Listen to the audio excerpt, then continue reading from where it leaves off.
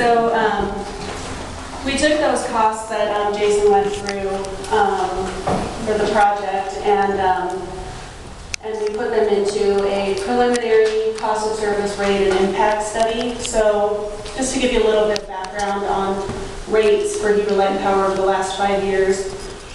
In 2014, we had a consultant, Ari Pender, begin a rate study for us, which resulted in a rate increase of about 6% and a new rate structure. I'll get into that more, what that new rate structure was. In 2016, we asked him to revisit that rate study and be sure that our rates were on track to recover revenue. And the result of that was no rate increase and no rate restructure, so we were on track. In this year's budget process, we plan to budget for a rate study for 2019. So that kind of keeps us on track to have a rate study every other year. So what I did here is I just really updated that 2017 cost of service and rate study that our consultant did for us. It's by no means an in-depth study that a consultant might do for us, but it's an update, and I think it gives us a good idea of what these project options would do to our rates. So the purpose of any rate study is first to ensure the recovery of the annual revenue requirement, which is determined in that cost of service study that I updated. And then it's also to maintain rates that are fair, equitable, and non-discriminatory, right? So we don't want classes to be subsidizing other classes or people to be bearing the burden of costs that another customer is causing the utility to incur, right? So thirdly, a rate study helps us determine the revenue requirement for each rate class and ensure that rates are based on cost causation and intergenerational equity. So we don't want to, like I said, we don't want to have to pay for costs that somebody else is causing the utility to incur. And we also want to make sure that future generations, future customers are paying their fair share of a project that we do now, right? So you look at all of that and you do your rate study, and so in 2015, what we did is we went to a decoupled rate structure that we felt helped our rates recover in a more fair and equitable way. So what a decoupled rate structure is it divides up the charges so that, if you're selling less kilowatt hours, you're still recovering your revenue, right? So it allows you to incent, energy conservation and have an energy efficiency program without running the risk of not recovering your revenue because people are cutting back on their usage, right? So for Heber Light Power, what we have is a base charge. A base charge recovers distribution costs that do not vary with usage, meter costs, billing costs, customer service, and service drop costs, etc. And then the energy charge is meant to just recover the power supply cost, and the demand charge recovers fixed costs associated with peak energy supply. So, like I said, this kind of breaks that sales revenue link, right, so that we can provide the service and provide the distribution of the electricity without having that tied to that electricity per kilowatt hour cost, right? So that's our rate structure now. What I did for this is I updated the cost of service study, and I also I used that model to create 4 iterations of that cost of service study for 4 different project options. So the first option would be that we would do nothing, right? We wouldn't build a new line, we wouldn't build a substation. Just what are our costs? How are we recovering revenue with rates as they are now based on the 2018 budget? So that was the first option. The second option was to look at the 2018 budget true up along with the cost of the overhead line, the substation that we need to build, and then those right-of-way costs.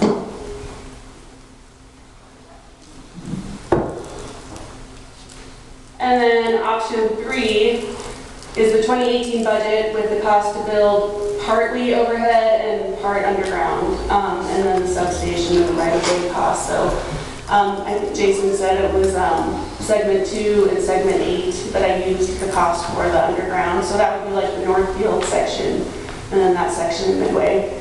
And then the rest would be overhead, and then the substation, and the budget true up. And then the fourth option was the budget true up and the cost to build everything underground, the substation, and the right-of-way cost. So if you're looking at these charts and you see the 4 options, that's what they are. And then with that, you have rate design, right? So like that decoupled rate structure, there's a lot of different ways that you can design your rates to recover your revenue. So, you know, there's a multitude of ways that you can do that. And this is not, by no way, you know, a recommendation to structure rates this way, but it just is meant to illustrate to you that depending on how you structure your rates, you're going to recover your revenue from different customers in different ways depending on how they use their energy. So that's kind of the purpose of that. And so the 2 rate designs that I looked at were just increasing that customer base charge evenly across the board for all customers, right? So everybody pays an even amount for that additional revenue that the project would require. And then option B was to spread the additional revenue requirement across all charges evenly. So everybody's base charge, energy charge, demand charge increases by an equal percentage.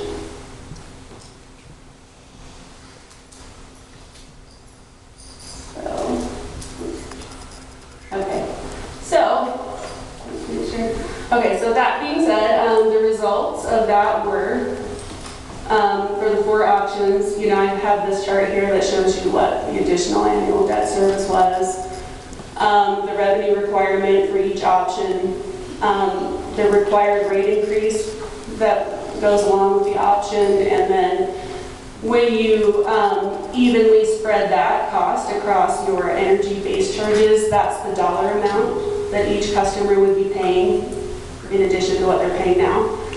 What? Is that per month? Per month. Per month, right. And then in rate design B is you can't look at it that way because it impacts different customers differently, right? So if you're an average, what's an average or like a certain size home kind of estimate? That is just each customer would add that to their base charge for that option. You're saying that's not the number for everybody based on how much energy they use? Not for option B. For option B, it varies from customer to customer based on, you know, whether or not you're a large user or how you use your energy, right? So can I say option 2 is the current plan? So it's going to require 80% to go overhead? Okay. Yes, yes. Okay, so that's kind of like the base plan for everything else. Yeah, and let me just say this too about option 1. You know, like I said, it's not an in-depth rate study, and we're planning to do an impact fee study, which would likely pinpoint some capital projects that could be covered with impact fees, right? That would probably reduce that 3%, and so that's definitely a high-level estimate on what we're looking at right now. Potentially in our next rate study would be, you know, somewhere around there, but probably, you know, be adjusted with some other things that we are doing on. So that's what that is, and then here I just have a chart showing you our current rates and then the options 1 through 4 with rate design A and rate design B and what those rates would be for Heber Light and Power. Can I ask, what's the population is this based on? What's the growth that you're assuming in this? So this is based on our customer population and Current population. This includes about 500 additional customers we would expect to get over this year, you know, this 2018 year. So, one question: the numbers. Did you use the numbers in your tables that you showed before to come up with this? yes. You did. Okay. Wouldn't Rocky Mountain Power pay some of that? No, this is just our portion. Say again. This is just the Heber Light Power portion. This is using that additional revenue requirement after Rocky Mountain Power pays their portion of the project. So you didn't base these numbers on those tables you showed us? We did. But weren't those the total cost of burying the line? They were the total cost, and it was the sections based upon Either the full line or those two sections will go overhead. So that was the total And- cost to bury the line. Total, the table that Jason showed before was the total cost of those sections or the total cost of the entire line. We take out the portion that Rocky Mountain Power would pay, and then that's what leaves us with this remainder amount that was then put into the debt calculation. And we determined the debt calculation based upon a recent borrowing that Lehigh City did for roughly the same amount of money.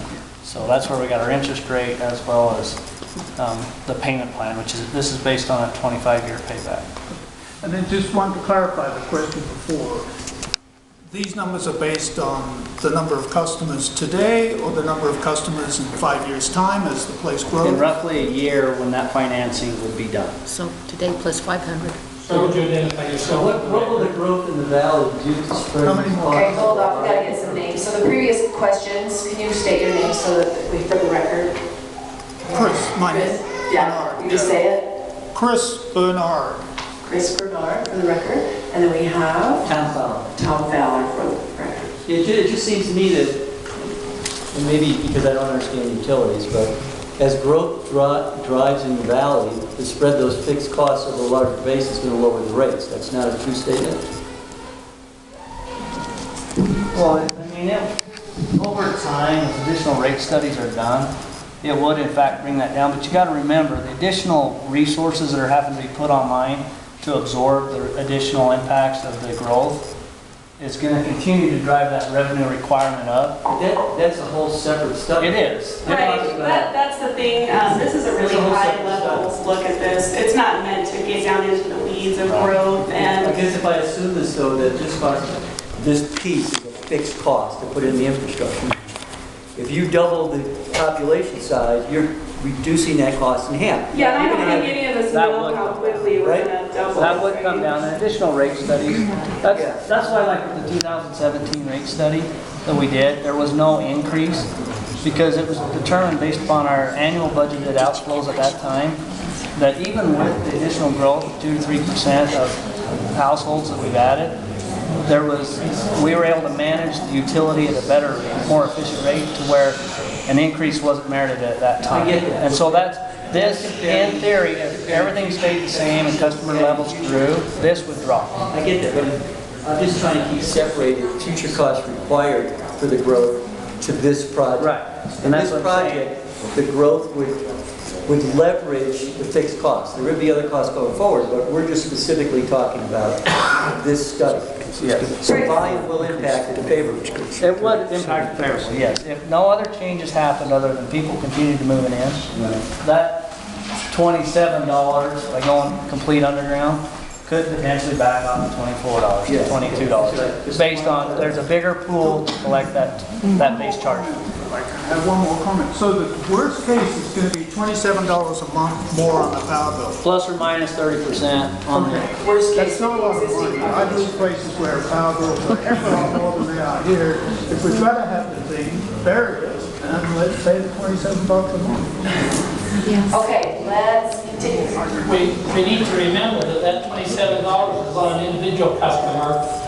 Let's add to that the cost it puts on government, like the school district and the county and the cities. They'll have that same increase, which is going to be passed on to the customer and increased taxes from those entities too. This $27 is just on your bill. So it's not reflected on your tax bill because they're going to have to raise their taxes to cover their increased costs. So what is it for the school district? So that leads me to the next slide. Thank you, School District. I pulled out some kind of sample customers because it was hard to look at with more. But the top portion of this slide is showing just an individual customer and 1 month billing rate. So you can see their kilowatt hour usage, the demand if they're a demand customer, and then what their monthly bill would be under the current rates.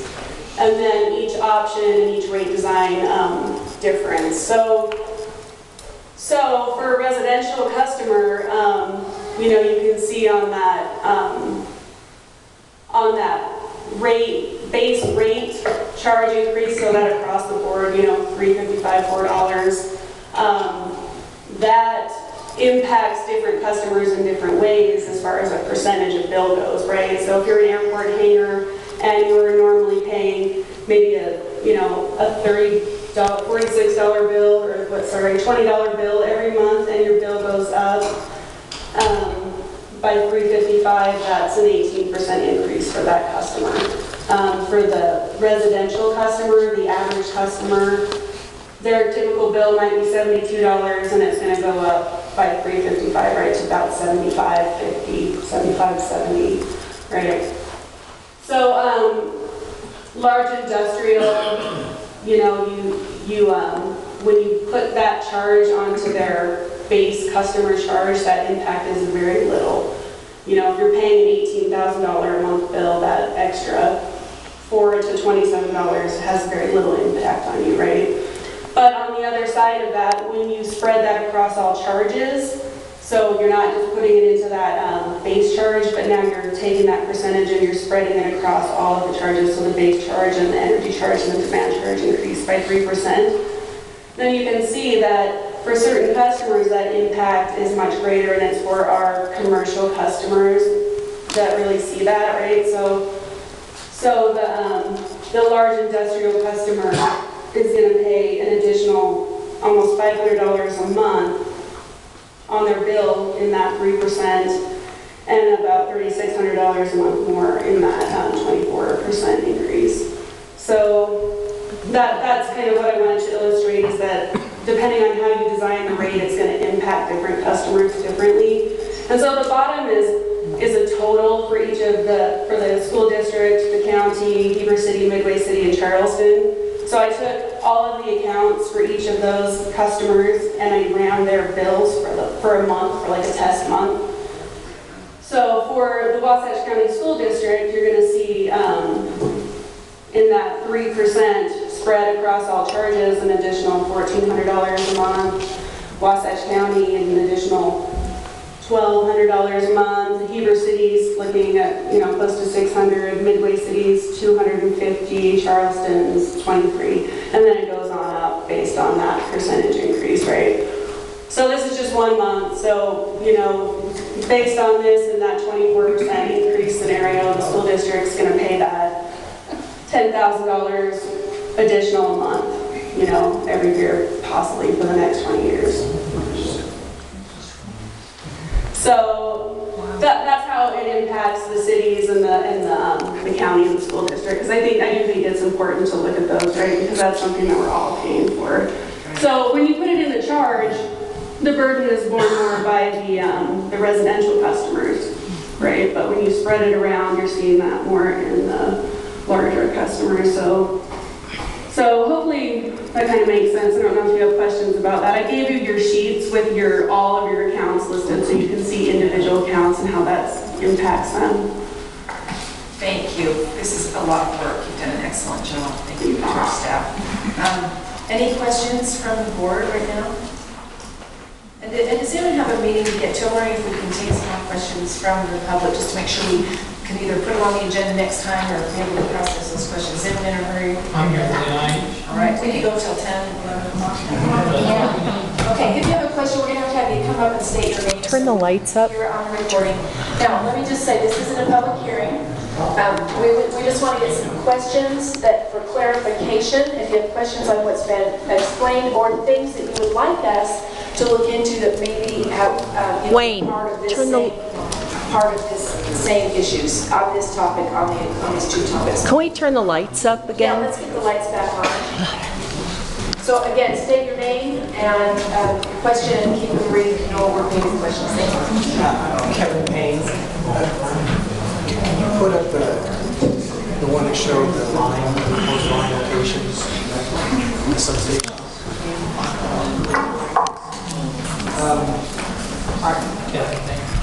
I would like to commend the board for engaging and asking that additional studies for additional alternatives be studied.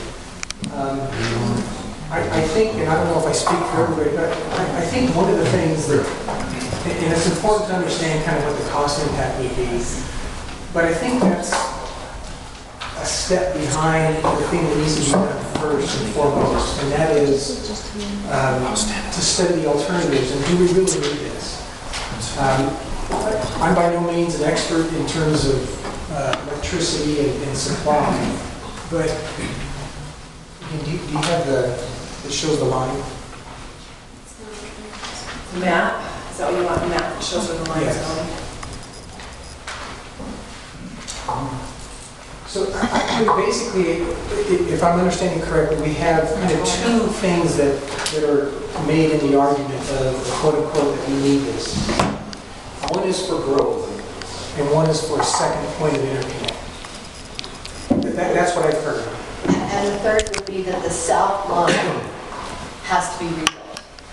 And the Correct. Midway Okay. substation has to be rebuilt. So we have some infrastructure that is dated and needs work, plus the 2 points that you made.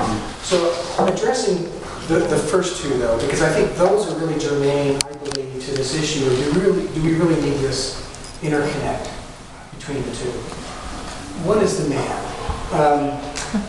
And it's my understanding in talking with some from Heber Light, and please correct me if I'm wrong here, that if we look at an alternative, for example, and that is we bring the power that comes all the way up to the substation over there in Midway. And if we did nothing other than we just upgraded the south line, that other than not addressing the second point of interconnect, we would be provided all the necessary power for our growth coming up Purple Canyon. Is that correct?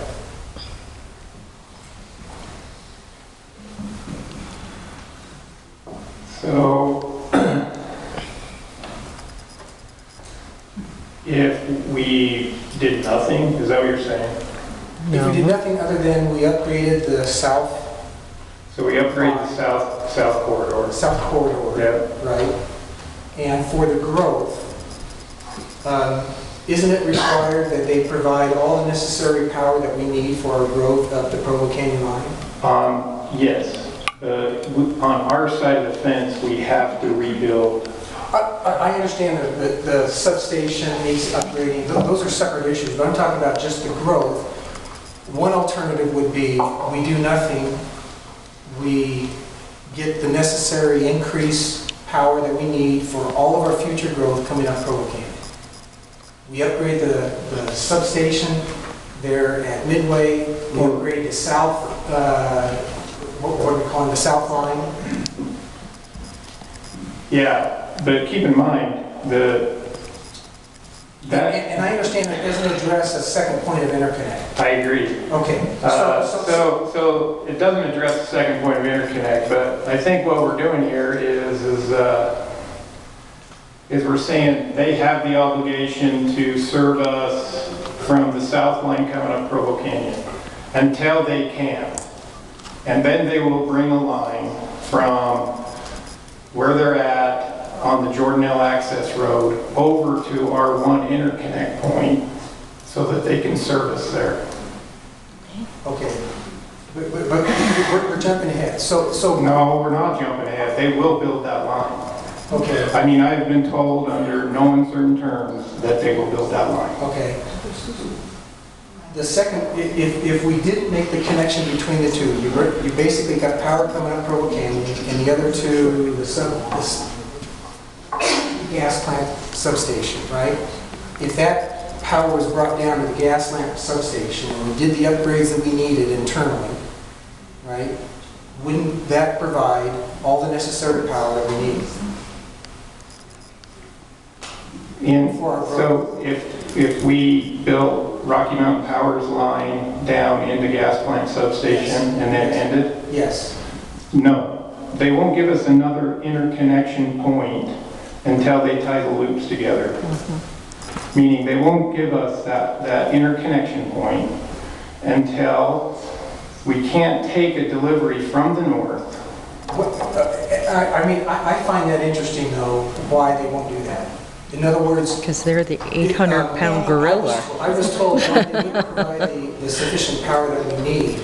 But if we're talking about, if this is solving 2 points of interconnect, if you had a fire you know, if we did it the way I'm talking about, if we had a fire in Provo Canyon that knocked out a transmission line, right, so we couldn't take power from there, are you telling me that Rocky Mountain will not provide enough power coming down from the north? There's no sense in building a substation. They won't hook to us right there unless they connect it. I understand why they need to connect, because they're running power through that's not benefiting the valley. How is it not benefiting the valley? I mean... Kevin, if I might, this has been a sticking point, and it's difficult to understand this transmission grid system concept here. So what Rocky Mountain Power is saying is they don't have, without, and I need to preface this, I can only assume they're telling me the truth, okay? What Rocky Mountain Power is saying is that coming to the gas plant station does them no good. It does them no good until they bring that line all the way through to the Midway substation and close and create a loop in the transmission grid.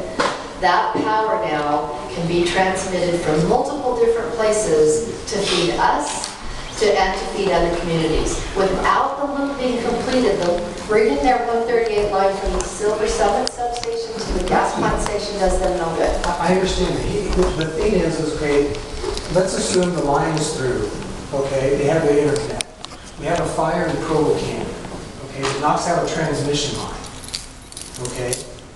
Now you're telling me Rocky Mountain will provide all the necessary power coming from the north to feed the Heber Valley here, until such time they can get the other line working. Okay? That tells me they have the capacity and the ability to do so without having to connect between the two. That makes no sense. I understand why they need the connection. They want to be able to run power all the way through this valley to customers beyond this valley, or vice versa. And which comes back again to the issue when you look at cost. I think I know and understand why they're paying for 80% of the cost, even though they're not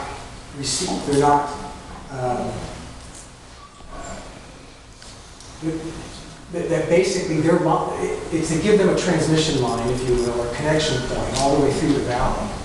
So if they're paying for 80% of the cost, why won't they pay for 80% of the cost of area? As an example. So again, I don't think we're going to resolve this evening, but it's not easy. But when I look at this, and the argument made about 2 points of interconnect, and one goes down, and they will feed it if we have a full connection there, but they won't feed it if we don't have an interconnect. It's basically, you know, I understand. Yeah, I mean, there is a technical real increase in capacity, doesn't it? So when I applied for